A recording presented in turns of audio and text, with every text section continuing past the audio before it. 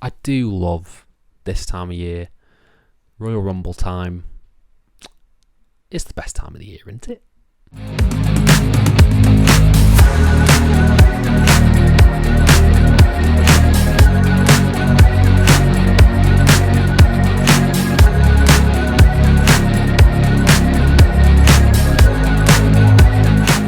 Hello and welcome to FTTR, I am Hugh McQuaid, and today we are talking about the Royal Rumble 2024, the big event, the big review.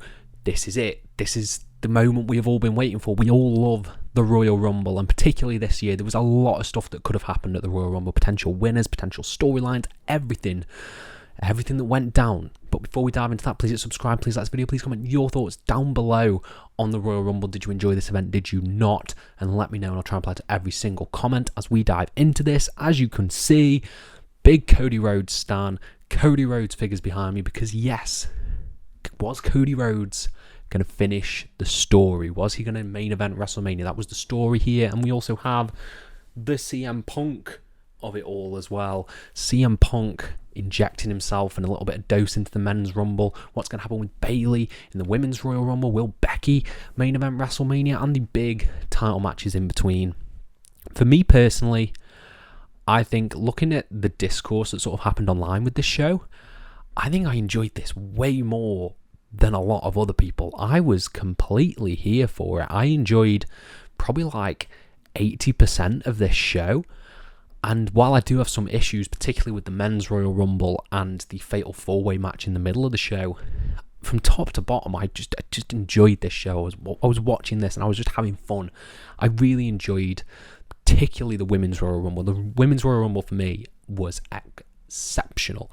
And the Kevin Owens-Logan Paul match, I think, was amazing. I really, really loved that. And yeah, I think overall this was a really, really solid and enjoyable package. So shall we just dive straight into the review, starting with an opening video package that was Hulk Hogan based, fair enough. And then Pat McAfee came down, he's joining on commentary. I'm not the biggest Pat McAfee fan, but I thought he was fine. He did what he had to do. And then we had the Women's Royal Rumble. The Women's Royal Rumble, I'm not going to go through every entrance. I'm going to go through my highlights and sort of the endings of the matches, because that will take too long, I'm afraid. I haven't made full notes on that.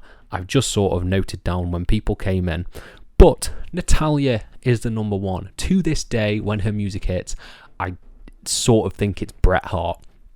Then, at number two, Naomi making a triumphant return to WWE, getting a huge reaction from the crowd, the field glow, everything was just exceptional for Naomi, and she had an amazing run in this Rumble, lasting for, I think, well over an hour, or maybe just under an hour. I can't remember the exact time frame, but she lasted from number two right up towards the very end. It was exceptional stuff, and she proved in this match why she is so underutilized back in her other run. Her previous run in WWE, she was so underutilized, and she is now a big asset. She's, of course, a prior TNA Knockouts champion.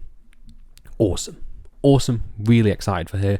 Then we had Bayley at number three. We'll get to Bayley later on. Candice LeRae came out, and then Jordynne Grace, the TNA Knockouts champion.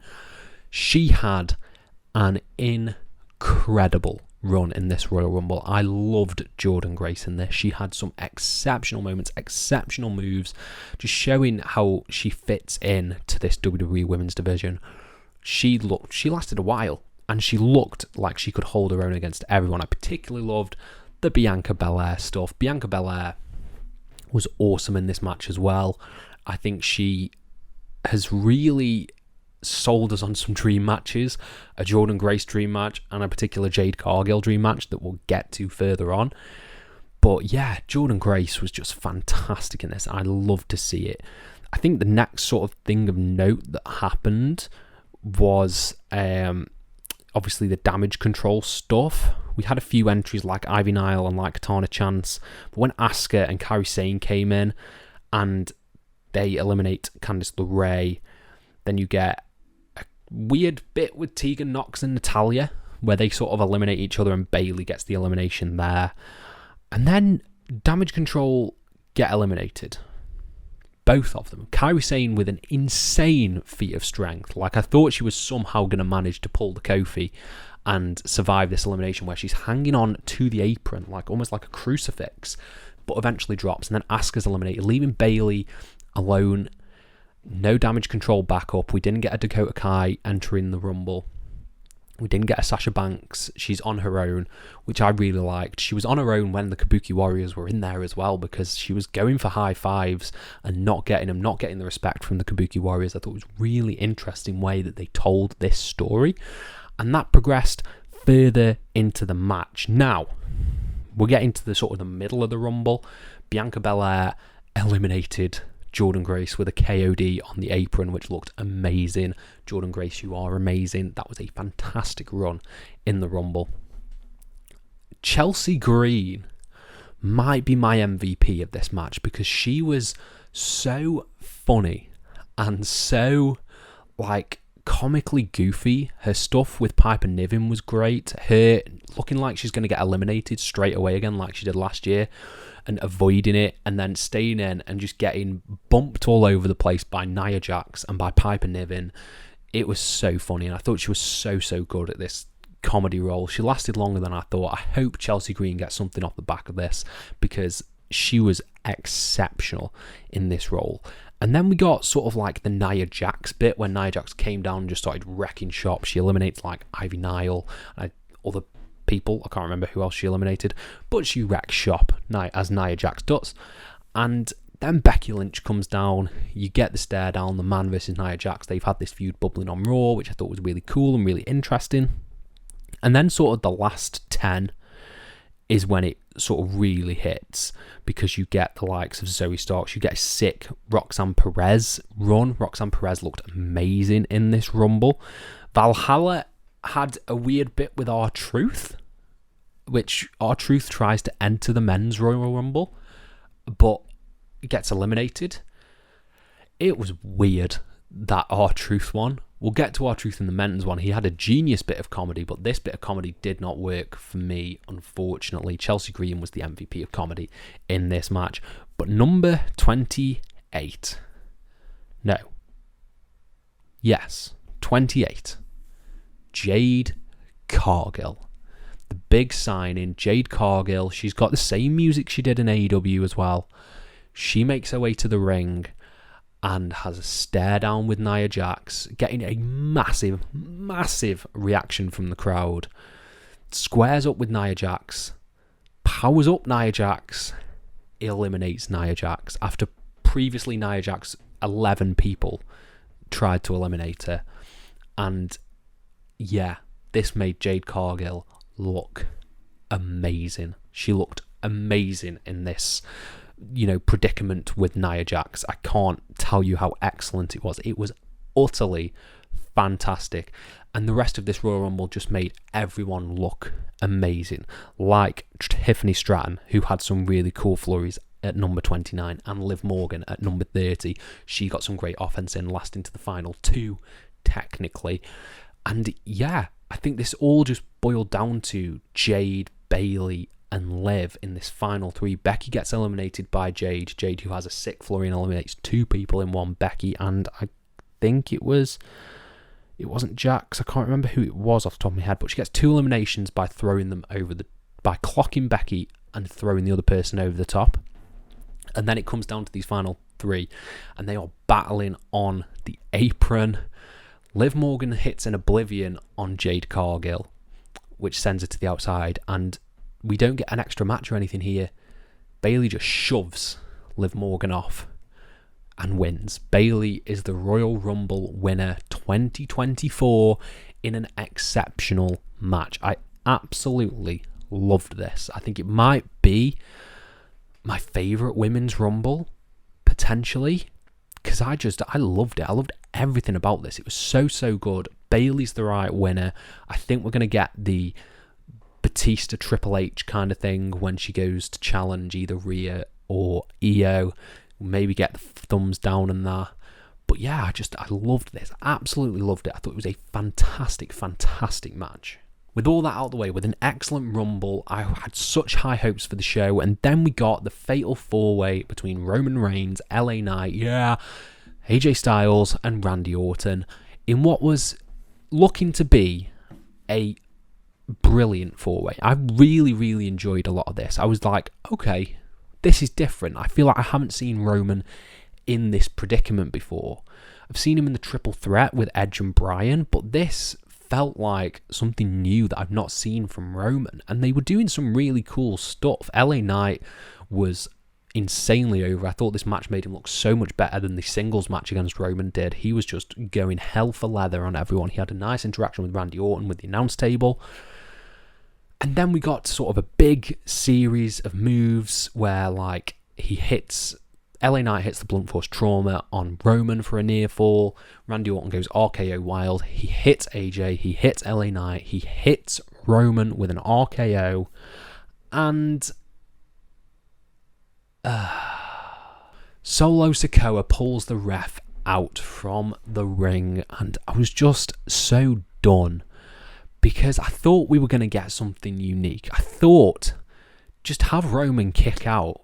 I don't think the RKO is that protected of a move that you need to have Solo interfere, because Solo doesn't need to be in. He didn't serve any purpose other than to protect Roman, and that's just what we've had again and again and again and again and again.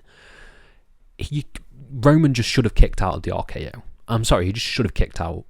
That's the way you protect Roman, is that he kicks out of the move. This match needed no interference. There was no need to have Solo Sikoa in this match, because he goes around, he hits the Samoan spike on everyone, but that's not the finish. It's not like that was cause for the finish. You still get a piece of match after where they're having some pretty cool stuff going on, but I was just so taken out by this Solo interference that it just completely dampened the match for me. A match that I was really, really enjoying, and I was really looking forward to having no interference in it. But yeah, proper ruined it for me. I like the finish of Roman sort of pushing. He hits a Superman punch on LA Knight, who falls back into the ropes just as AJ's going for the phenomenal forearm. Roman hits the spear for the win. That's a good finish. That's a really good finish, you know. He's pinned LA Knight, he's pinned AJ Styles. Randy Orton was not involved in the pinfall. There you go, singles match. You just didn't need the interference. If anything, maybe a better way to sort of protect Roman is you do the pinfall low blow spot when Randy Orton's pinning him. I think that works. You didn't need Solo to interfere, and it's honestly, like, the interference just completely dampened my perspective on Roman Reigns' reign. Like, it's been long, but has it really been good if every single match devolves into the same thing? That's the question you've got to ask, and it sucks, because I was proper enjoying this. I thought it was really good. But yeah, underwhelmed to say the least, unfortunately. Then we got Loki, maybe my favourite match of the night, which was Logan Paul versus Kevin Owens for the United States Championship. Kevin Owens beat the piss out of this poor lad, Logan Paul. Not that he's a poor lad, he is probably a prick. But yeah, he beat the piss out of him. And they told a pretty interesting story here about Kevin Owens' wrist and Logan Paul targeting that wrist and just destroying that hand that had previously been in a cast, the one that gave Logan Paul a black eye. Logan Paul was desperate to hit the lucky shot with his titanium. I'll never get over that. The titanium in his right hand. And they just did some really cool stuff. Cool near falls, cool counters towards the end. Logan Paul talking trash to Corey Graves, going for a superplex on Kevin Owens, and instead getting hit with a brainbuster was awesome. And then Logan Paul's cronies come out to try and give him some assistance, trying to hand him something to help him beat Kevin Owens. But the ref sees and throws the match out. Not throws the match out, throws the person out. Throws a member of Logan Paul's entourage out. Then Grayson Waller and Austin Theory run down. They look to get involved. Grayson Waller's arguing with the ref. Austin Theory slips some brass knucks to Logan Paul, and you're like, okay, this is the way the match is going to go. Goes to use the brass knucks. Kevin Owens catches it, reverses it, gets the brass knucks on himself, clocks Logan Paul right in the face, goes for the pin, 1, 2, instantaneous. Everyone thought this was 3. Everyone thought it was 3. And I want to say props for maybe the best camera shot in WWE history. The shot of the ref noticing the brass knucks and then us realising the brass knucks and throwing the match out was genius. One of the best shots in professional wrestling. I think it was tremendously done. Everyone in the arena was like, oh no, we were so close. It was such a brilliant false finish / dusty finish that I can't get over it. It was sublime. Utterly tremendous stuff. And it makes me want to see a rematch. I want to see Kevin Owens versus Logan Paul in a rematch. Maybe they'll have like an Extreme Rules match or a Plunder match or something. Maybe Logan Paul will be in the Elimination Chamber. It was god tier cinematography, and it made me love a match that ended with a DQ finish, which is hard to do.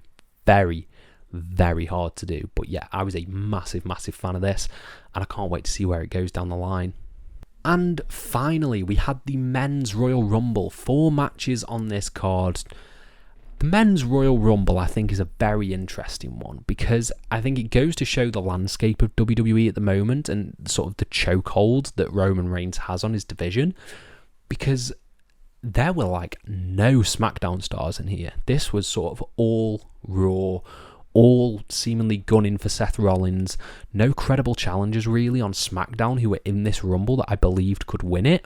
It was all Raw, pretty much. The only sort of SmackDown threads that you got was a little bit of Santos Escobar and Carlito stuff, and Jimmy Uso entering at number 2. I really loved Jey Uso and Jimmy Uso being number 1 and 2. I thought that was fantastic. I would have liked if it was Cody and Gunther number 30, but sadly not. And yeah, this match was weird. This was a weirdly structured Royal Rumble because I felt like the first 60% of it was a bit nothing.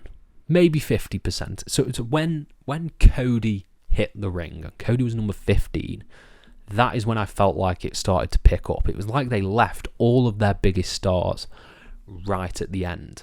There were no sort of surprises. Well, there was one surprise. Andrade, just called Andrade now, making his WWE debut. I thought that was fun. It was cool. He didn't really do much apart from set up a feud with Santos Escobar. That'd be a fun match.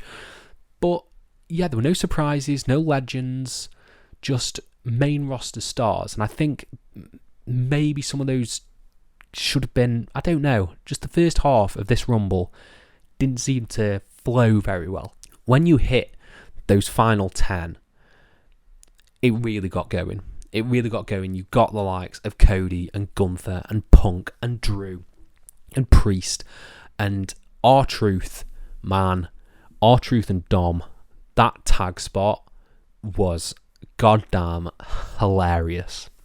I didn't think I'd laugh out loud in the Men's Royal Rumble, but R-Truth thinking he's in a tag match and then doing a hot tag, doing John Cena spots was so funny. So funny. And Damian Priest coming in and clocking R-Truth fuels a bit of the dissension in the Judgment Day. People like R-Truth, people don't, and Priest clearly doesn't. So that sort of fueled that stuff. But when it really, this match was a Final 4. That's what this match was. This is what this match will be remembered for. It will be remembered for its Final 4. It won't be remembered for the prior, 55 minutes or whatever it was.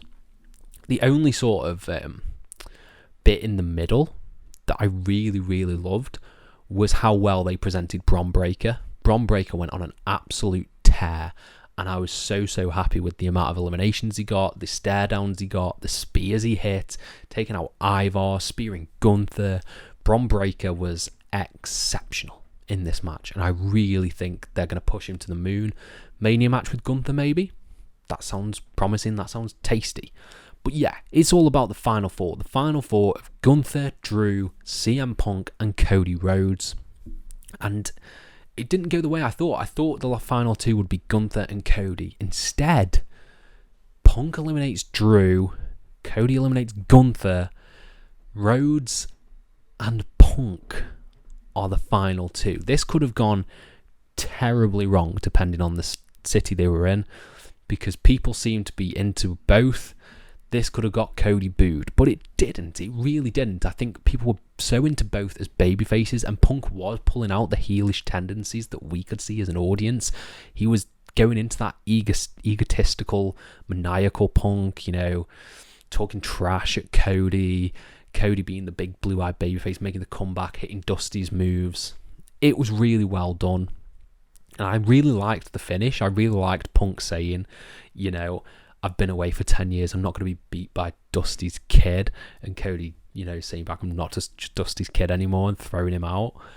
I thought that was great. I thought the final 10 minutes, I think Cody loves the final 10 minutes of a Royal Rumble, because he had an exceptional one with Gunther, and he's had an exceptional one with Punk as well. But yeah, Cody Rhodes winning the men's Royal Rumble. Awesome. I'm here for it. I'm here for Roman Cody. I think in hindsight, I've not been a fan of Roman's run, but the anxiety that I will get following Cody losing last year in the Reigns match, maybe it was worth it, because I genuinely don't know anymore if he's going to beat Roman. So maybe that was a stroke of genius in that regard. But overall, I think the men's Rumble was enjoyable enough. I thought it was fine. It wasn't the best Rumble I've ever seen, but I'm still here for it. I didn't think it was bad. It's not, 2022's Rumble, the one that Brock won, that was god-awful. This was really, really fun, and I don't think it's bad. It's not bad, and it had an exceptional sort of closing section. What next for Punk? What next for Cody? What next for Drew? What next for Gunther? There's so many things to talk about coming out of the Rumble, and that's just the men's. What next for Becky, Nia, Jade, everyone. I'm very, very enthused. I'm very, very excited about this, and I'm intrigued to see where it goes. Overall, I give this Royal Rumble a 4 out of 5. I don't get the hate that much, but yeah, I've really, really enjoyed it. Let me know your thoughts down in the comments below, and I'll try and reply to every single one of them. Thank you all ever so much for your support, and have a nice day.